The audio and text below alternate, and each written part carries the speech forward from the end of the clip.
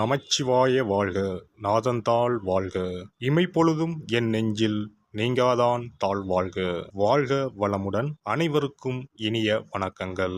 நிகழும் மங்களகரமான குரோதி ஆண்டு ஜூன் மாதம் 15ஆம் தேதி சனிக்கிழமை அன்று உத்திரம் நட்சத்திரத்தில் நவமி திதியில் வரியான் நாமயோகத்தில் பாலவம் கரணத்தினில் மகத்தான ஆனி மாதம் பிறக்கிறது.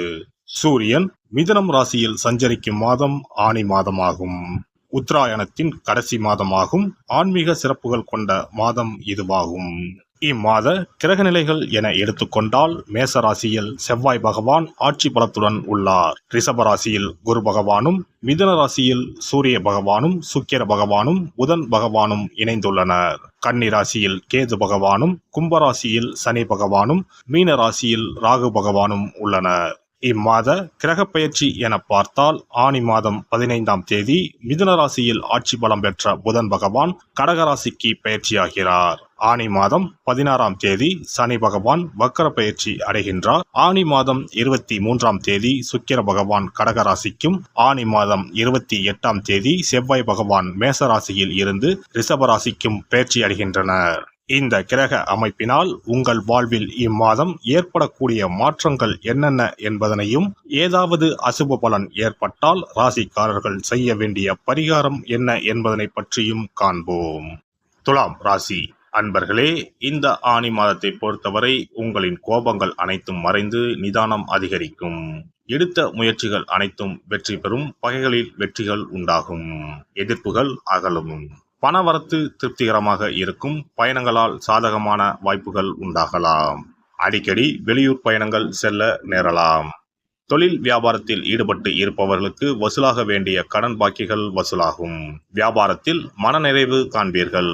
தொழிலை விரிவுபடுத்துவதற்கான முயற்சிகளில் ஈடுபடுவீர்கள். உத்தியோகத்தில் இருப்பவர்களுக்கு அலைச்சலுக்கு பிறகு கடினமான காரியம் கூட கைகூடும். மரியாதையும் அந்தஸ்தும் அதிகரிக்கும். சக ஊழியர்கள், தொழில் கூட்டாளிகள் விஷயங்களில் கவனமாக செயல்படுவது நல்லது. மேல் அதிகாரிகள் மூலமாக இருந்து வந்த அழுத்தம் அகலும். குடும்பத்தில் வீண் பிரச்சனைகள் ஏற்பட்டு நீங்கும். வாழ்க்கை துணையின் செயல்கள் உங்களுக்கு அதிருப்தி ஏற்படும் விதத்தில் இருக்கலாம். அனுசரித்து செல்வது நல்லது. பிள்ளைகள் நீங்கள் சொல்வதை கேட்டு நடப்பது ஆறுதலை தரும். குடும்பத்தில் சுப நிகழ்ச்சிகளுக்கான தடைகள் அகலும். பெண்கள் கோபத்தை குறைத்துக் கொள்வது நல்லது. எதிர்ப்புகள் விலகும். பயணங்கள் சாதகமான பலன் தரும். அரசியல்வாதிகளின் பதவிகளுக்கு நெருங்கிய நண்பர்கள் மூலமாகவே சில இடையூறுகள் ஏற்படலாம். அதனால் எவரிடமும் மனம் திறந்து பேச வேண்டாம். மற்றபடி தொண்டர்கள் உங்கள் பேச்சை கேட்டு நடப்பதால் உற்சாகம் அடைவீர்கள். உங்கள் செயல்களை நேர்த்தியாக செய்வீர்கள். கலைத்துறையினரை பொறுத்தவரை வாய்ப்புகள் சுமாராகவே இருக்கும். ரசிகர்களின் ஆதரவும் எதிர்பார்க்கும் அளவுக்கு இருக்காது. புகழை தக்க வைத்துக் கொள்ள சீரிய முயற்சிகளை மேற்கொள்ள வேண்டியிருக்கும். மாணவர்கள் சக மாணவர்களிடமும் நண்பர்களிடமும் கோபப்படாமல் சாதுரியமாக பேசுவது நன்மை தரும். கல்வியில் வெற்றி பெற கூடுதல் நேரம் ஒதுக்கி படிப்பது நல்லது. நட்சத்திர பலன்கள். சித்திரை நட்சத்திரம். இந்த மாதம் உடல் ஆரோக்கியம் அடையும். மனக்கவலை நீங்கும். எல்லா வகையிலும் லாபம் கிடைக்கும்.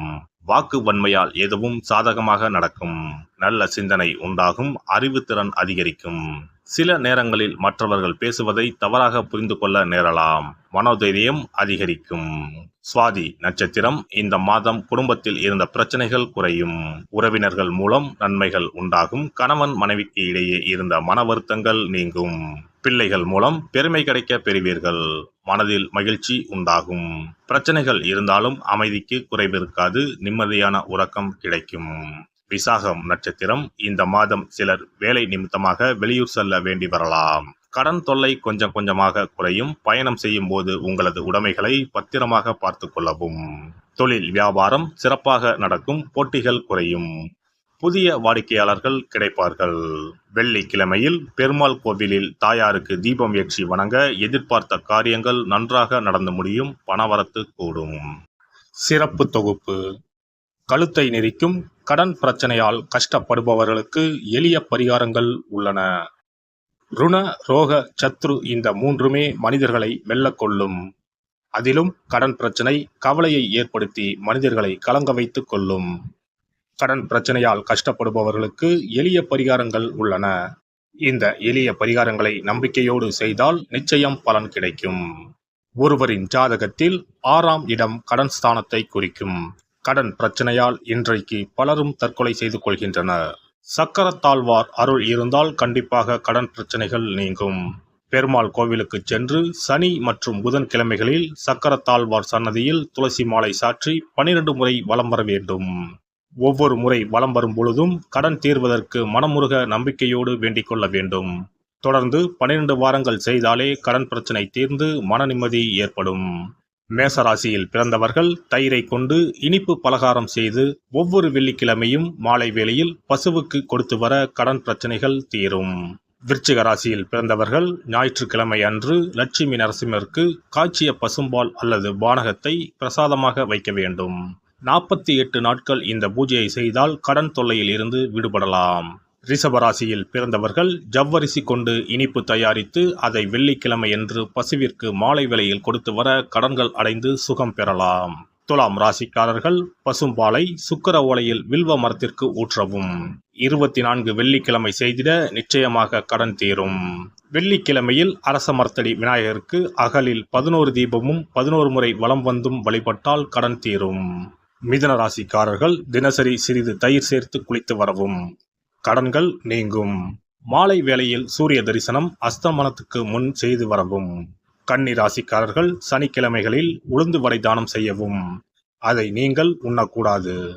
மேலும் துளசிக்கு தினசரி நீர் வார்த்து ஒரு மண் அகலில் நல்லெண்ணெய் விளக்கேற்றி வைக்க ருண நிவாரணம் பெறலாம். கடகராசிக்காரர்கள் ஒவ்வொரு ஞாயிறும் சிறிது வெள்ளக்கட்டியை ஓடும் நீரில் விடவும். கடன்கள் வெள்ளம் போல கரைந்துவிடும். சிம்ம ராசியில் பிறந்தவர்கள் ஒவ்வொரு சனிக்கிழமையும் அரச மரத்தடியில் மண் அகலில் நல்லெண்ணெய் ஊற்றி கருப்பு திரி கொண்டு 8 விளக்குகள் ஏற்றி வர கடன்கள் அழிய வழி பிறக்கும்.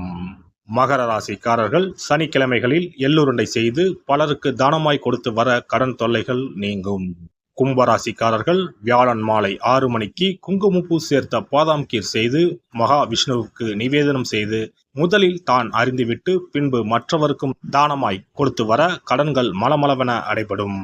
தனுசு ராசிக்காரர்கள் செவ்வாய்க்கிழமைகளில் ஆலய பணிகளுக்கு செங்கல்கள் முடிந்த அளவு வாங்கி கொடுக்க கடன்கள் அடைந்து நிம்மதி பெறலாம்.